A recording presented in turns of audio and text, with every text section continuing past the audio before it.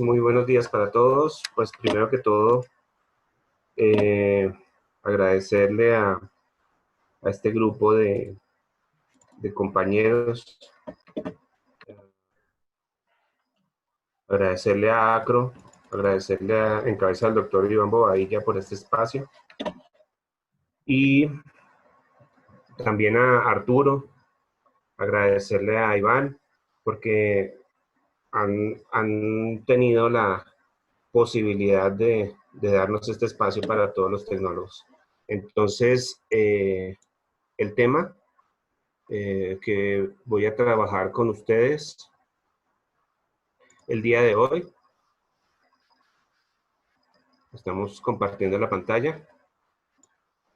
Es la radioterapia guiada por imágenes en la práctica clínica. Realmente, lo que yo pretendí fue trabajar un texto que salió en febrero del año pasado, que se llama precisamente Introducción a la radioterapia guiada por imágenes en la práctica clínica. Este es un documento que fue sacado por el organismo, es el HH reporte número 16, en la cual se puede analizar pues todo el proceso de la radioterapia guiada por imágenes. Y también basado en un curso que ofreció el organismo hacia el año 2017, precisamente por la introducción de toda esta tecnología y la evolución tecnológica de los diferentes equipos. Entonces, traté de resumir un poquito y contextualizarlos un poquito con respecto a la IGRT, porque pues todos creen que el hecho de tomar imágenes ya hacemos IGRT y pues precisamente quiero conceptualizar un poco este tema, analizar las tecnologías existentes y aplicar objetivos y beneficios clínicos de la IGRT. El contenido de la presentación, pues conceptos básicos, evidencia clínica para implementar la IGRT, la tecnología existente en radioterapia guiada por imágenes y precisamente su aplicación en la práctica clínica. Entonces vamos a empezar un poquito a hablar de los conceptos básicos de lo que es radioterapia guiada por imágenes. Entonces, primero, pues debe ser tomada al momento de la entrega, debe visualizar el objetivo, sea un volumen, el volumen blanco, el PTB, como lo definamos, u en referencia a un órgano a riesgo. Debe permitir tomar una decisión clínica y pues no necesariamente requiere imágenes de rayos X. Esto es uno de los conceptos supremamente claros que debemos tener en cuenta, y es que no necesariamente IGRT son imágenes de rayos X. Entonces, hablemos un poquito sobre de la importancia de esa IGRT teniendo en cuenta el control local. El control local de una enfermedad, pues eso implica o desencadena en una radioterapia exitosa. Si la radioterapia es exitosa, pues se controla localmente la enfermedad. Pero ¿eso qué implica? Implica identificación del blanco, que es una buena simulación, una buena delimitación, y fuera de eso que tengamos la opción de fusionar imágenes de otro tipo de imágenes para fusionarlas y delimitar mucho mejor tanto los órganos como el volumen que se quiere tratar. La entrega de la radiación, pues que sea supremamente exacta, precisa. La planeación, pues que tenga una buena planeación, ya sea en IMRT o en BIMAT. Y finalmente la verificación. Pero esa radioterapia exitosa que nosotros estamos viendo requiere muchas cosas alternas. Por ejemplo, que la prescripción sea la adecuada, que es una decisión clínica, que el equipo tenga mantenimiento, por ejemplo. Si el equipo no tiene su mantenimiento regular, podemos caer en errores, en vacíos, precisamente en esa radioterapia exitosa. Que la osimetría esté muy bien controlada, que tengamos un posicionamiento, por ejemplo, sin IGRT. Bueno, no hacemos IGRT en nuestro centro, pero debemos tener unos procesos muy bien precisos de cómo posicionar el paciente, que tengamos aseguramiento de la calidad, ojalá un programa de aseguramiento de calidad, que tengamos aseguramiento de la calidad y controles de calidad de imágenes para precisamente llevar a esa radioterapia exitosa. Entonces, el primer problema que surge a partir de que pretendamos hacer IGRT en nuestro centro es asegurar ese milímetro. O sea, que el sistema coordenado del acelerador esté fijado a la sala con un margen máximo de 1 milímetro en la precisión. Ese sería uno de los principales problemas. Y un segundo problema que surge, que es precisamente, por ejemplo, que todas estas esos índices de problemas estén ligados de alguna manera. Por ejemplo, que los márgenes internos y los márgenes de posicionamiento estén de acuerdo al ICRU, que las imágenes guiadas tengan un manejo del movimiento para radioterapia adaptativa, en el caso en que tengamos que hacer adaptativa, ya vamos a hablar un poquito de eso. Tenemos que tener en cuenta las variaciones interfracción o interpaciente, que eso es otro tema supremamente largo para cuando hablamos de IGRT. Que tengamos que hacer correcciones en línea o fuera de línea. Y finalmente que las variaciones que tengamos en el posicionamiento de los pacientes, hablemos de aleatorios o distintos. Y todas ellas están interrelacionadas entre sí. ¿Para qué? Para garantizar el éxito de ese trabajo. Entonces, pues, primero que todas las herramientas que tenemos para radioterapia guiada por imágenes, tenemos la visualización de las herramientas como las externas, tales como las láseres o las marcas, las fiducias que utilizamos, e internas que utilizamos, por ejemplo, las semillas. Tenemos también visualización de algunas herramientas como las de ultrasonido y herramientas que tienen algunos aceleradores como el NVPI o el Portal Image.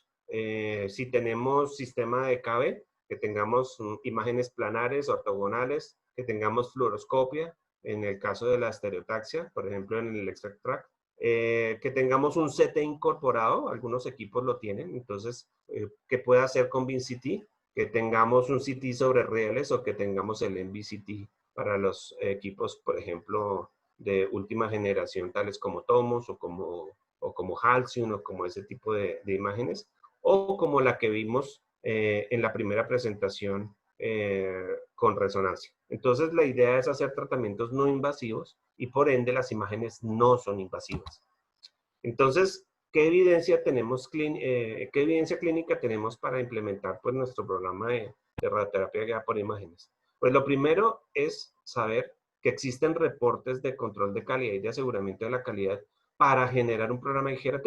Entonces, tenemos, por ejemplo, el reporte 179, que es el QA para IGRT basado en CT. Entonces, tenemos todas las pruebas mecánicas, las de imágenes y las de dosis, para asegurar la calidad del tratamiento de las imágenes para tratamiento de radioterapia, que incluso están inmersas en el TG-142, que incluye el QA de imágenes. ¿Dónde estamos inmersos los tecnólogos en este proceso? Pues ahí vemos la figurita, ahí vemos el QASAR, que es el cubito con el que nosotros inicialmente hacemos el primer acercamiento de un QA a posicionamiento en imágenes. Entonces, a partir de ahí surge la prueba de Whiston y muchas otras, y que nos va a permitir garantizar por lo menos que la posición que nosotros estamos asegurando sea inferior o máxima de 1 milímetro.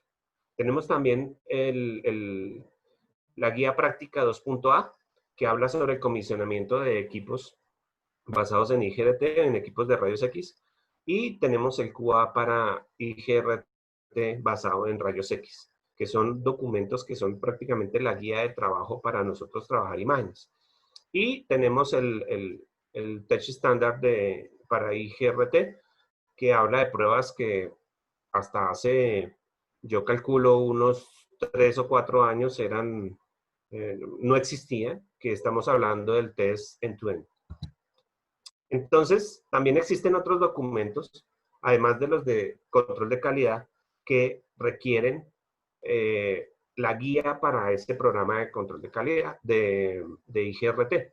Por ejemplo, miren a su derecha tenemos ese documento del organismo que salió en el 2017, que fue la introducción a la radioterapia guiada por imágenes en la práctica clínica. A partir de ahí surge la capacitación y la formación y la evolución hasta llegar al documento que estamos analizando. ¿Qué requería en principio? Pues tiene unos requerimientos del staff, de las personas que están involucradas, que realmente son tres, prácticamente el tecnólogo, el físico y el médico, que están involucrados en ese proceso de IGRT y los papeles que debe cumplir cada uno. La implementación clínica de ese programa, el aseguramiento de la calidad y a partir de ahí empiezan a evaluarse las incertidumbres. Las incertidumbres en el posicionamiento cuando se toman las imágenes en el en el intrafracción, en el interfracción y en el interpaciente. Y eso lo que nos conlleva es un impacto en los márgenes de tratamiento. Entonces, claro, cuando nosotros aseguramos perfectamente el posicionamiento y la reproducibilidad de los tratamientos de radioterapia basado en imágenes, pues lo que va a impactar es en los márgenes. Entonces, y en el escalamiento de dosis, que ahorita realmente esta charla también está enfocada a ese hipofraccionamiento que estamos llevando por los tratamientos y fraccionamiento que tienen que ver con el COVID, que pasamos de pacientes con 38 sesiones a 20, o que pasamos de un hipofraccionamiento en mama de 16 a 5, y eso implica que nosotros tengamos que verificar prácticamente todos los días los pacientes. Las consideraciones de dosis y en el Human Health Series número 31 aparece un término muy interesante que es el AARA. Nosotros conocíamos en protección radiológica el ALARA, ¿sí? Tan bajo como sea razonablemente alcanzable. En este caso aparece en ese reporte el AARA, que sea tan asegurable como sea razonablemente alcanzable. Y a partir de ahí surgen, o más bien todos estos elementos de GRT surgieron de la transición de 2D a 3D, que no solamente aplica para teleterapia, sino también para braquiterapia. Y a partir de ahí también surgen tecnologías que nos permiten hacer IGRT, por ejemplo, basado en movimientos. Entonces aquí tenemos algunos valores que referencian en el reporte número 91 del 2006, donde hablábamos, en ese entonces, 2006, hablábamos de márgenes por movimiento respiratorio, en caso de pulmón, por ejemplo, hasta 50 milímetros. Hoy estamos hablando de 5. ¿Qué? De 5 milímetros, sí, más o menos, como máximo. Y tenemos unos márgenes mucho más pequeños que se han venido reportando gracias a la introducción de estas imágenes durante el tratamiento. Entonces, para movimiento respiratorio tenemos, por ejemplo, el gating, que requiere una señal sustituta para hacerlo, los que están haciendo gating, los que están haciendo tracking, que tiene que ver con la sincronización, por ejemplo, el tracking que se utiliza en Cyber. Y tenemos, por ejemplo, los que no tenemos gating y los que no tenemos tracking, ¿qué hacemos? Entonces, ¿cómo hacemos con el movimiento? Pues tenemos el 4DCT que utilizamos, empezamos haciendo 4DCT con 10 fases y ahorita ya vamos en 5, que son las que se utilizan para tener en cuenta este movimiento. Y tenemos el 4D que tiene que ver con la resonancia y el 4D que tiene la fusión con PET y PET-CT que utiliza el gating. Entonces, fíjese cómo esa tecnología ha ido evolucionando para beneficio precisamente de disminuir esos volúmenes y esos campos y esas regiones de tratamiento, y vamos a mejorar el control local y vamos a cuidar a esos órganos a riesgo. ¿Qué tecnologías actualmente existen en IGRT? Entonces, miremos, aquí voy a hacerles un recuento rápido sobre por ejemplo, la tecnología que tiene que ver con posicionamiento óptico. Óptico, entonces tenemos unas marcas en el paciente y tenemos una cámara óptica que está alejada a un lado. En muchos equipos está al final de los pies, en otros equipos está a los lados, y que tiene que ver con la posición del paciente y sus marcas. Entonces, ese es un primer sistema de tecnología que utiliza IGRT. En segunda instancia tenemos las imágenes por EPIPE, que fue las que mencionó Javier, y tenemos imágenes de megavoltaje ortogonales, la AP y la lateral que nosotros conocemos. La mayoría de equipos tienen ese tipo de sistemas. Ya otros más evolucionados que tenemos, por ejemplo, los equipos que tienen que ver con radiocirugía y una precisión exacta, por ejemplo, tenemos tecnologías como el KB biplanar, fluoroscopia y ENVI de tratamiento. Entonces, ese es, por ejemplo, el caso del ExactTrack o de otros sistemas que posicionan estereotácticamente o ubican la posición del paciente. Y otras, como a la derecha, que es el Sitting Room, que es que dentro de la máquina, dentro de la sala de tratamiento, tenemos un CT en el cual podemos pasar el paciente, tomarle el CT y después pasa al sitio de tratamiento. Pues en Colombia no tenemos este tipo de sistemas, pero vale la pena mencionar porque en muchas partes del mundo sí. Tenemos, por ejemplo, el sistema de FANBIM, ¿sí?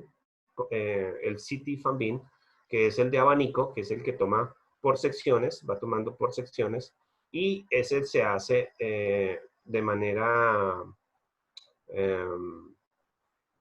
continua, con energía de megavoltaje. Entonces hay muchos equipos como por ejemplo, bueno, el Tomo, por ejemplo, utiliza FANBIM, y ya llegamos, por ejemplo, a la tecnología del CONBIN. Entonces, el CONBIN CT y tratamiento de megavoltaje, tenemos pues la posibilidad de hacer CONBIN, sea completo, sea medio, depende del tipo de protocolo de reconstrucción. Y finalmente tenemos el CONBIN CT, que se maneja para algunos equipos, pero con megavoltaje. Entonces, también se puede hacer CONBIN CT, pero con megavoltaje.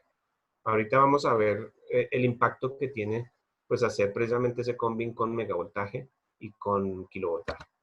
Entonces, hablamos de una primera generación de tecnologías en imágenes guiadas, como tenemos el ultrasonido, como tenemos las radiografías de kilovoltaje, las imágenes portales y precisamente las que tienen que ver con esas fiducias que colocábamos dentro de los pacientes, o esas semillitas, y hablaríamos que esta es la primera generación de tecnologías en imágenes guiadas. Después aparecen como una segunda generación, pues equipos que pueden hacer CT con kilovoltaje, CT con megavoltaje, y tenemos la última, no digo que la más moderna, pero la más usual que se está generalizando, que son las imágenes de CONBIN CT, sea en KB o sea en megavoltaje, dependiendo de la máquina que tenga esa posibilidad, como una segunda generación de tecnologías. Entonces aquí vemos la diferencia entre imágenes de EPI, imágenes portales, imágenes de CONBIN CT, sea por kilovoltaje o por megavoltaje, y pues la resolución. Recordemos que en radioterapia no necesitamos ese tipo de calidad de imágenes como en diagnóstico, pero también queremos gozar de una imagen óptima que nos permite diferenciar bastante tipo de tejidos. Entonces, dependiendo los dispositivos de tratamiento y los dispositivos de imágenes que manejamos, aquí tenemos, por ejemplo, los dispositivos dependiendo de la máquina. Entonces, si tenemos equipos de radiocirugía, llámese Gamma, si tenemos Linac, si tenemos equipos robóticos que utilizan equipos de generadores de megavoltaje en rayos X, o tenemos equipos de braquiterapia o que utilizan como el que vimos en la primera presentación, resonancia. Entonces vemos que, por ejemplo, los más versátiles en poder usar ultrasonido ópticos, fiducias, que podamos meterle un CT en la sala, que podamos utilizar MB, que podamos utilizar KB, pues los Linac definitivamente son los más versátiles, en los cuales los podemos ubicar dispositivos de imágenes al equipo. Mientras que los otros pues son supremamente más específicos de acuerdo al tratamiento que nosotros queramos hacer. Yo no estoy diciendo que los Linac sean lo mejor, o que el de radiocirugía sea mejor, o el robótico sea mejor. No, simplemente estamos comparando los dispositivos de tratamiento versus los dispositivos de imágenes que le podemos acondicionar a una máquina de estas. Entonces, finalmente, hablemos un poquito de esa IGRT en la práctica clínica. Entonces, tenemos beneficios que tenemos de las imágenes en radioterapias, que las podemos catalogar como dos. Las imágenes anatómicas, que son las que obtenemos en CT o en resonancia, o las imágenes biológicas, que son las que tenemos en PET, en SPEC, en espectroscopía, en resonancia por espectroscopía, o resonancia funcional, o imágenes ópticas. Ese tipo de imágenes que nos han llevado a un beneficio supremamente grande en radioterapia. Aquí en la parte izquierda aparecen unas imágenes y vemos, por ejemplo, en la parte superior, el solo hecho de que nuestro software tenga la opción de cambiar la ventana. Variar las unidades Hounsfield nos va a permitir un mejor contraste. Entonces podemos tener ventana ósea, ventana de tejido blando, ventana de pulmón, y eso para nosotros es fundamental, tener y poder comparar con este tipo de ventanas. Pero además que tengamos la posibilidad de fusionar imágenes como tenemos de CT con resonancia y ojalá con PET para poder hacer una planeación mucho mejor. Entonces, a partir de ese tipo de imágenes que nosotros tenemos, que obtenemos para verificar lo que estamos haciendo todos los días, pues debemos tener en cuenta algunas estrategias para corregir precisamente ese posicionamiento del paciente.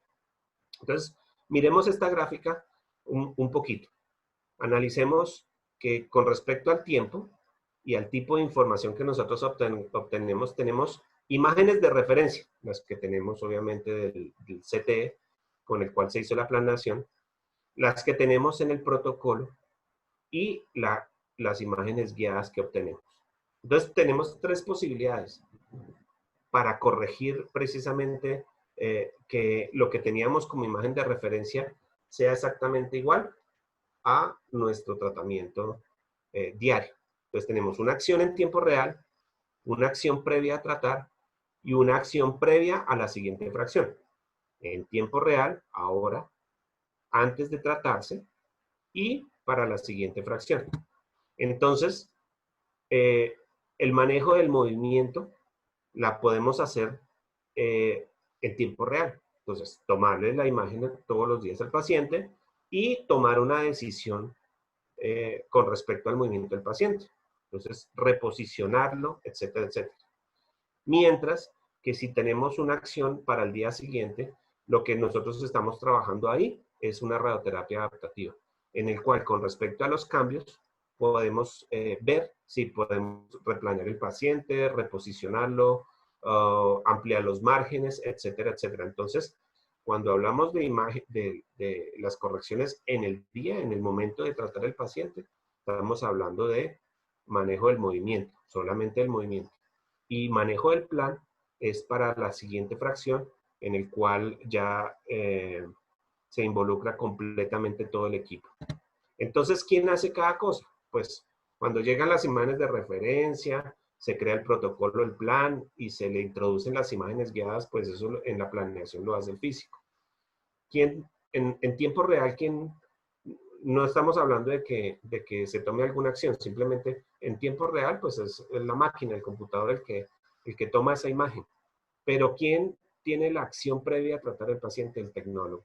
El tecnólogo es el que reposiciona al paciente y debe tener claros los criterios, si está por encima de 5 milímetros, de 3 milímetros, de 1 milímetro, entonces posiciono, lo dejo así, etcétera, etcétera. O simplemente si se sale bastante los márgenes, porque hubo algunos cambios, pues informamos.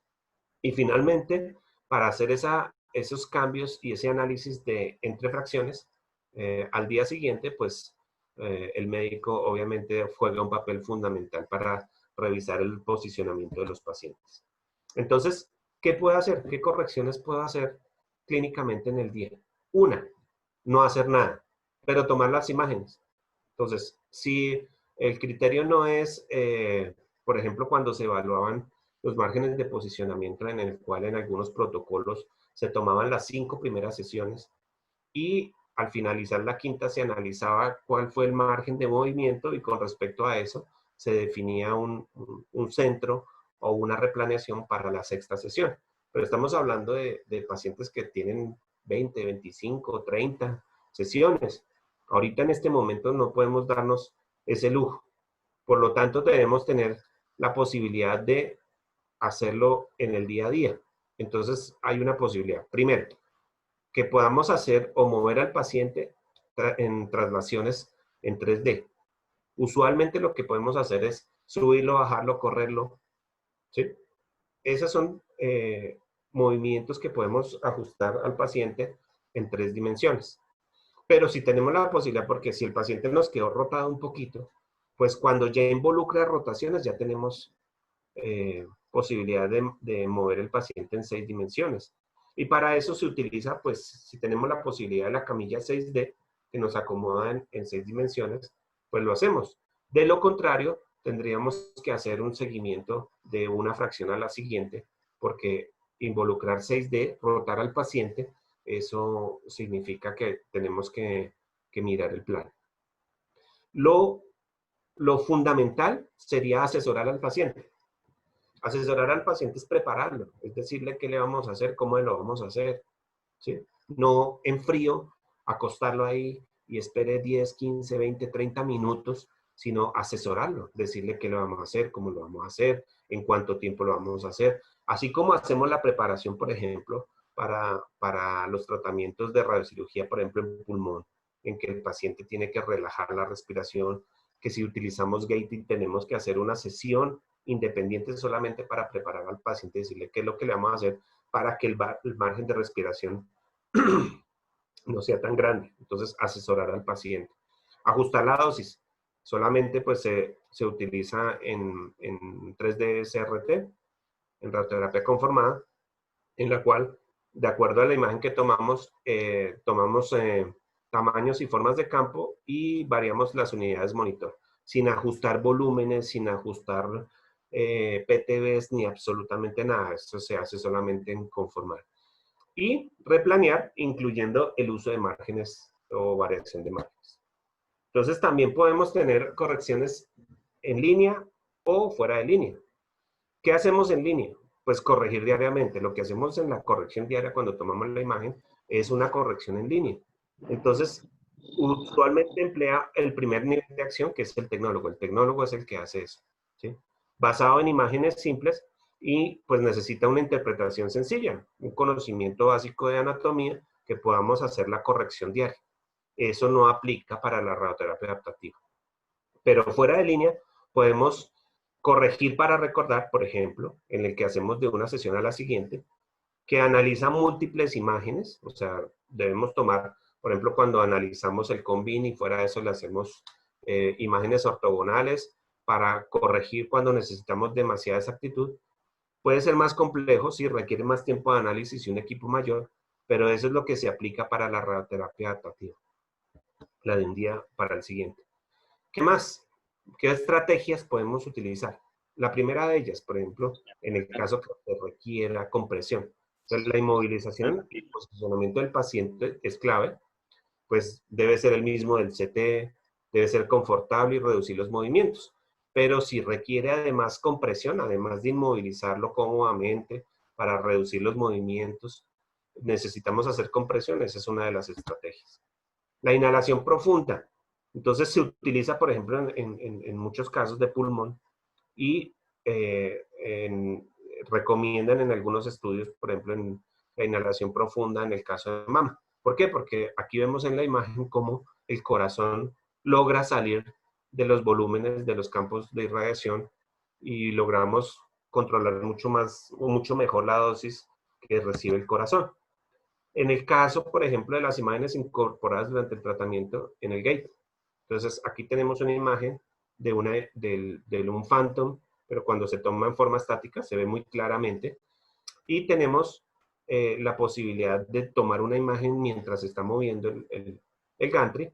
Y tenemos la imagen cuando no tiene gating y cuando tiene gating.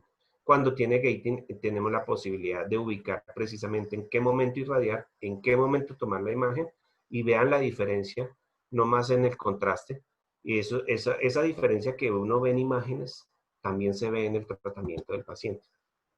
¿Qué otra cosa podemos hacer? Pues lo que yo les había dicho, Si no tenemos gating, no tenemos tracking, no tenemos esas herramientas, pues el 4D. Entonces, hacer el 4D, simplemente tenemos aquí tenemos solamente 3 analizadas, que es la inhalación profunda, la exhalación y el promedio, ¿sí? Entonces, pero fíjese que en todas no trabajamos, a pesar de que nosotros tomamos estas 3 fases o tomamos las 5 fases con inspiración y expiración media, ¿sí? Tenemos la posibilidad de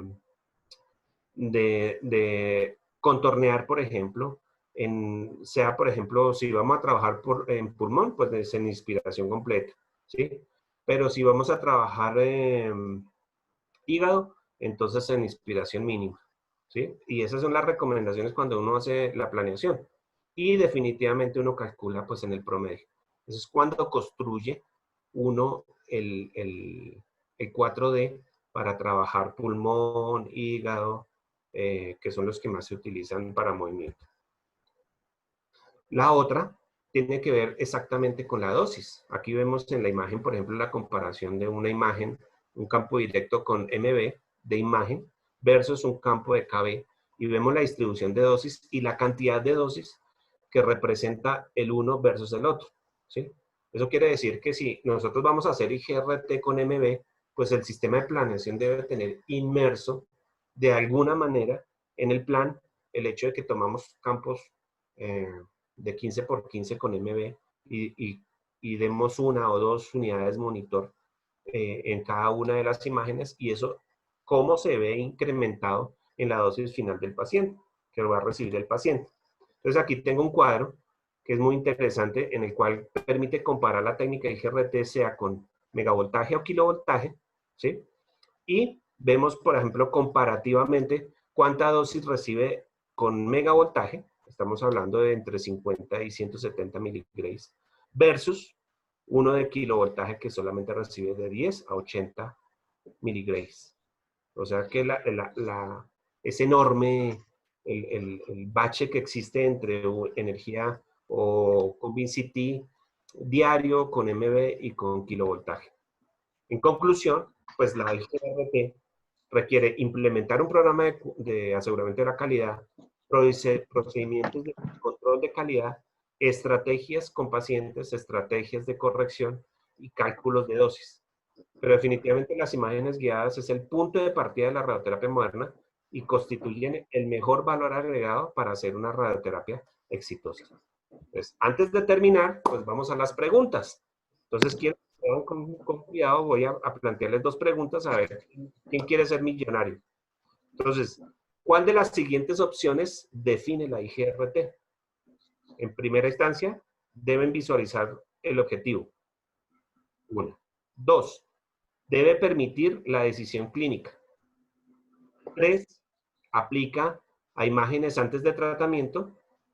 Y 4. Todas las anteriores. Entonces, ¿cuál define la IGRT?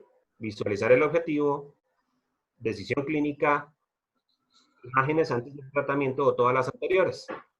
Todas las Estamos anteriores. pensando, pues no vamos a decir, solamente quiero que cada uno piense en la posible respuesta.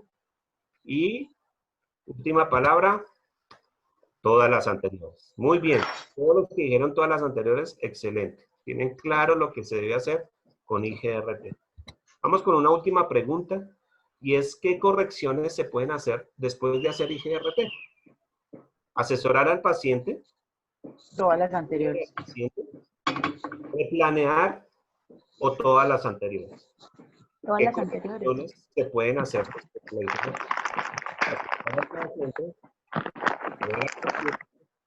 Replanear o todas las anteriores. Todas las anteriores. Ok, muy bien. Entonces, para los que dijeron todas las anteriores, muy bien. Felicitaciones. Entonces quedó relativamente claro. Muchas gracias. Gracias, profe. Helber, muchísimas gracias por la charla. Muchas gracias por preguntarse solo. Yo le quiero dar muchísimas gracias a Helber porque cuando a mí me pusieron este reto de organizar este evento, Helber fue la primera persona que me dijo sí, y es una persona que siempre está dispuesta. Entonces, muchas gracias, Helber. No sé si haya preguntas. ¿Alguien tiene preguntas para Helber? Catherine García tiene una pregunta.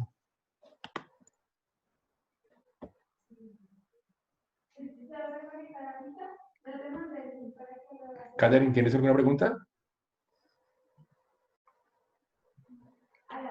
Ok, John Bueno, pues tiene muchas alzada la gracias. mano. Perdón, Herbert, John tiene alzada la mano. No sé si tiene alguna pregunta, John Díaz. Sí, buenos días, ¿me escuchan? Sí, Sí, bueno, primeramente agradecer por este encuentro. Es un encuentro muy bueno para el aprendizaje de todos los colegas tecnólogos que estamos desarrollando esta linda profesión. Mi pregunta está basada en cuanto a al movimiento de la camilla 6D, la cual nos permite movimientos de cabeceo y balanceo.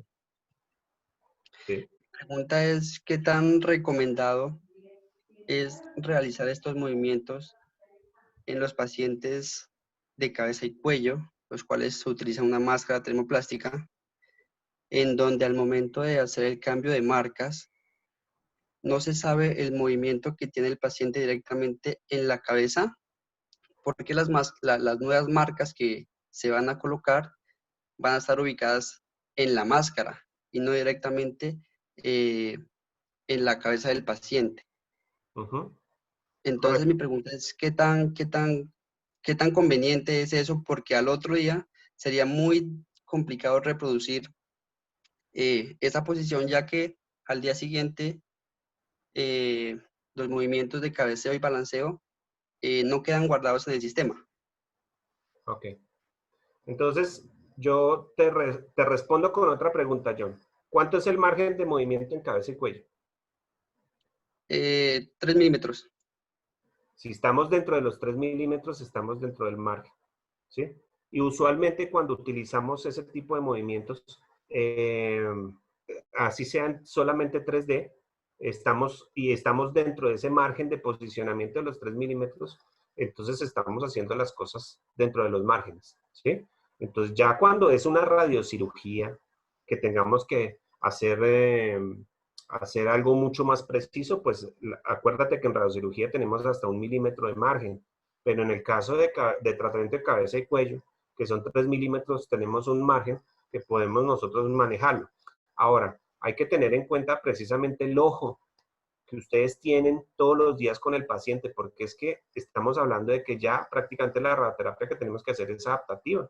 Y si a la semana vemos que la máscara está floja, pues eso es un indicio de que pues las cosas no están bien y hay que replanear, hay que resimular y hay que hacer todo, hay que hacer adaptativa. Entonces, y pues la recomendación es que prácticamente todos estos pacientes, sobre todo tan delicados como cabeza y cuello, deben tener IGRT, o sea, tomar imágenes todos los días.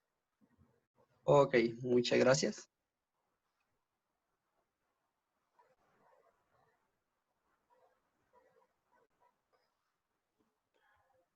Bueno, Herbert, voy a leer una pregunta que está en el chat. Dice, ¿los límites de dosis o los constraints se ven afectados dependiendo del tipo de dispositivo de IGRT?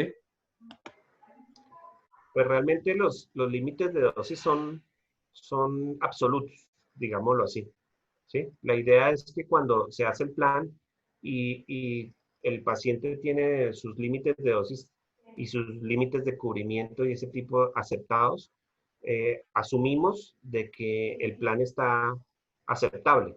Fuera de eso pasa a una etapa de aseguramiento de la calidad, donde chequeamos con PIPE, como lo dijo Javier, o con otros sistemas externos para hacer el QA del plan. O sea, que lo que hicimos ahí en el computador sea exactamente lo que el acelerador está dando.